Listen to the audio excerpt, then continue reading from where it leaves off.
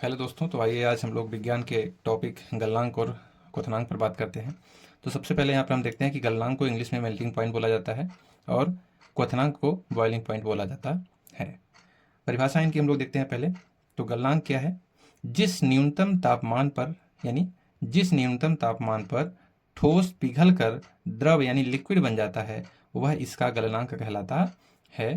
और क्वथनांक क्या है? तो जिस न्यूनतम जिस निश्चित तापमान पर कोई द्रव पदार्थ वाष्प अवस्था में बदलता है उस निश्चित तापमान को ही क्वथनांक कहते हैं। यानी जिस निश्चित तापमान पर कोई द्रव पदार्थ वाष्प यानी गैस अवस्था में बदलता है उस निश्चित ताप को ही क्वथनांक कहते हैं। या फिर आप कह सकते हैं कि वह तापमान जिस पर कोई द्रव उबलने लगता है तो उसे उसका क्वथनांक कहते हैं। इसके कुछ एग्जाम्पल्स हैं, इनको देखते हैं हम लोग। जैसे कि यहाँ पर पानी लिया गया है, मरकरी यानी पारा लिया गया है जिसको हम लोग पारद भी कहते हैं।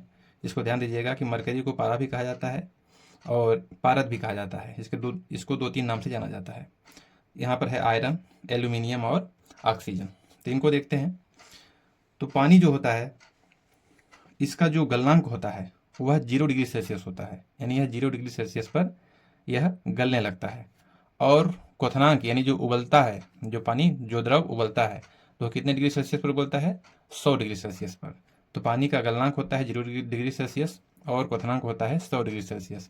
उसी तरह से मरकरी या पारा या पारद का होता है गलनांक कितना होता है? -38 डिग्री सेल्सियस और इसका क्वथनांक होता है 356 डिग्री सेल्सियस। उसी तरह से आयरन है, ये होता है 1535 डिग्री सेल्सियस पर गलनांक होता है इसका और 2750 डिग्री सेल्सियस इसका क्वथनांक होता है।